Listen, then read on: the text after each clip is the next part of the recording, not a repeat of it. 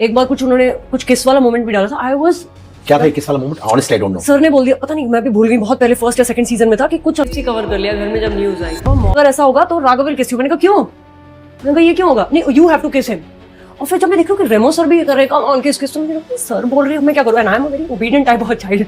Then उस time I didn't stand my ground कि okay I am not comfortable with this. तो दोस्तों, हाल ही में शक्ति मोहन का एक पुराना इंटरव्यू दोबारा वायरल हो रहा है। इस इंटरव्यू में उन्होंने रियलिटी शोज के दौरान हुए कुछ ऐसे एक्सपीरियंस शेयर किए जो उनके लिए काफी अनकंफर्टेबल थे। शक्ति ने बताया कि एक पॉपुलर डांस रियलिटी शो में कई बार ऐसे मोमेंट्स क्रिएट किए जाते थे जिनके बारे में उन्हें पहले से कोई जानकारी नहीं होती। कैमरे के सामने अचानक सिचुएशन बन जाती थी और उनसे एक्सपेक्ट किया जाता था कि वो उस फ्लो के साथ चले।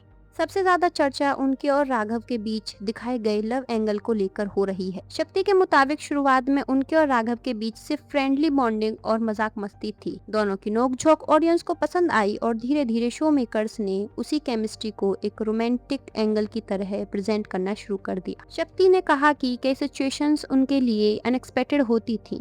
उन्हें पहले से नहीं बताया जाता था कि स्टेज पर क्या होने वाला है। इसी वजह से कई बार वो अनकंफर्टेबल फील करती थीं, लेकिन लाइव एनवायरनमेंट और कैमरा प्रेशर की वजह से तुरंत रिएक्ट करना आसान नहीं होता था। अब यहाँ सबसे बड़ा सवाल ये उठता है कि अगर कोई इंसान किसी चीज में कंफर्टेबल नहीं है तो क्या सिर्फ एंटरटेनमेंट के लिए उस पर प्रेशर डालना सही होता है? आज के टाइम में कंसेंट और पर्सनल बाउंड्रीज को लेकर लोग पहले से ज्यादा अवेयर हैं, इसीलिए पुराने क्लिप्स को भी नए नजरिए से देखा जा रहा है। शक्ति ने अपने इंटरव्यू में ये भी क्लियर किया कि वो किसी एक इंसान को पूरी तरह से ब्लेम नहीं कर रही हैं। उनका कहना था कि रियलिटी शोज में कई बार कंटेंट को एंटरटेनिंग बनाने के लिए सिचुएशन क्रिएट की जाती है और उसी प्रोसेस का हिस्सा यह सब भी था। इसी बीच सोशल मीडिया पर लोगों की अलग अलग राय सामने आ रही हैं।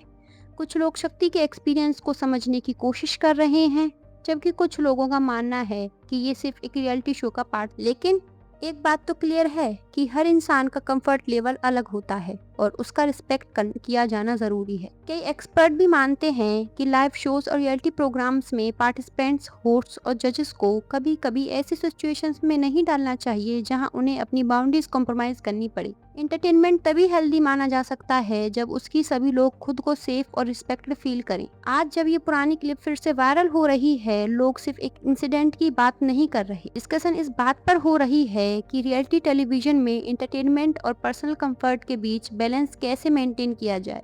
वैसे आपका इस पूरे मैटर पर क्या ओपिनियन है? क्या रियलिटी शोज में टीआरपी और एंटरटेनमेंट के लिए एंगल्स क्रिएट करना ठीक है, या फिर हर सिचुएशंस में कंसेंट और कंफर्ट को सबसे पहले इंपॉर्टेंस मिलनी चाहिए? अपनी राय कमेंट्स में जरूर बताना। अगर वीडियो पसंद आए हो तो लाइक और शेयर करना मत भूलना। ऐसे ही एंटरटेनमेंट अपडेट्स के लिए चैनल को सब्सक्राइब जरूर करें। Thank you.